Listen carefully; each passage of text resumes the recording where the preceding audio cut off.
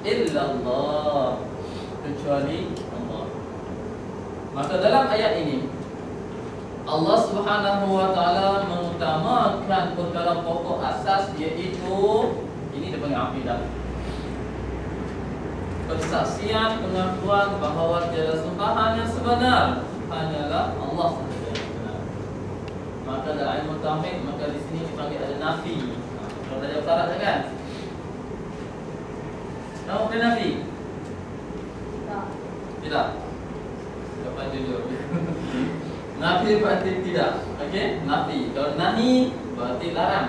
Nafi menidakkan. Menidakkan ketuhanan sembahan selain Allah. Okey? Nafi la. La di sini berarti nafi, tidak. Okey? Kalau la satu lagi dipanggil nahi. Nahi berarti larang. La, jangan.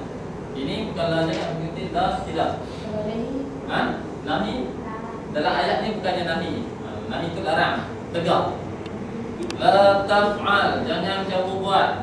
Yang lelaki, kamu buat la taf'ali, jangan kamu buat. La taktubi, jangan kamu tulis. Tak ada. Okey? Kita masuk. Baik. Jadi di sini kalimat la ini nafi, menafikan sembahan yang lain daripada Allah. Seterusnya illallah, isbat. Saya tulis ta, kalau yang 3 titik saya akan tulis macam ni ya. Kalau yang 2 titik saya akan tulis macam ni. Garis tu dia. Okey. Jadi isbat,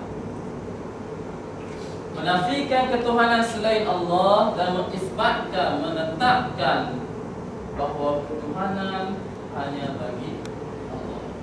Itu dipanggil, disandingkan, digandingkan dua, nafi dan isbat. Menafikan ketuhanan selain Allah dan menetapkan, mengisbatkan ketuhanan hanya bagi Allah. Jadi dalam ayat ini Allah Subhanahu wa taala telah berfirman mengenai perkara pokok asas, iaitu menetapkan ketuhanan hanya bagi Allah, selain Allah itu maka diistilahkan sebagai makhluk.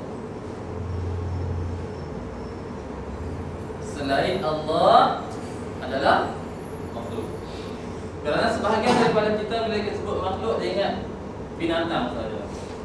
Bila makhluk berarti selain Allah. Kalau dalam bahasa Arab dipanggil kullu ma siwallah.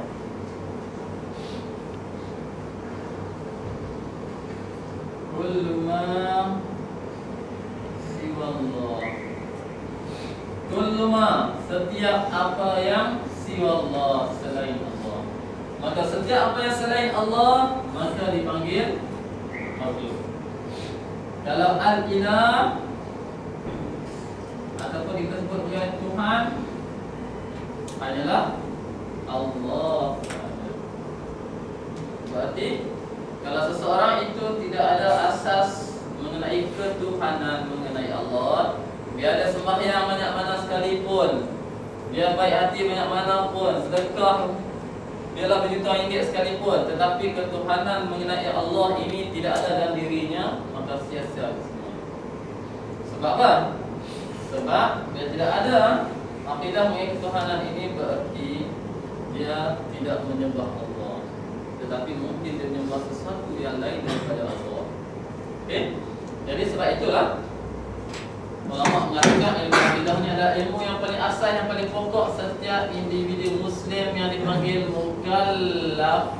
Nanti insyaAllah kita jumpa nanti sebelum masuk ke kitab nanti. Mukallaf perlu pelajari ilmu akidah daripada sebelum, daripada umur dah 7 tahun. Bagaimana sembahyang 7 tahun dah diajar, begitu juga dah dalam mengenali Allah, untuk mengenali Allah dari peringkat kecil lagi kamu kena belajar. Okey? Jadi kalau asalnya kalau di tingkat sekolah rendah tak ada sekolah rendah, maka ada di sekolah rendah diajar, ustaz dah mengajar mengenai ketuhanan ini, siapa Allah. Jangan nanti bila dia ajukan soalan oleh orang kafir, siapa yang kamu sembah? Allah. Betul? Kamu sembahyang menghadap apa? Menghadap Allah. Mana tak nampak? Kalau Kalau seseorang itu tidak ada kemantapan ilmu akidah, dia tak ada jawab. Kemungkinan dia akan bagi jawapan yang bukan jawapan yang berlandaskan Islam ataupun akidah Ahlussunnah wal Jamaah. Jadi pada hari ini insya-Allah ini adalah akidah As-Sanusiyah, adalah salah satu matan dalam mazhab Ahlussunnah wal Jamaah. Kerana dalam Islam ada banyak kumpulan.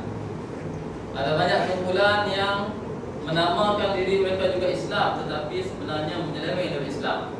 Mu'tazilah, Qadariyah, Jabariyah, Syiah dan sebagainya. Kalau kamu tidak mengenali siapa Ahlussunnah wal Jamaah, maka kemungkinan kamu akan terpengaruh dengan akidah-akidah yang lain yang menyeleweng. Walaupun itu kami Islam, bukan Al-Quran, tetapi akidah mereka sebenarnya sama dengan akidah Yahudi dan Nasara. Nanti insya-Allah kamu mengetahui nanti. Jadi ilmu akidah ini adalah martabat yang pertama.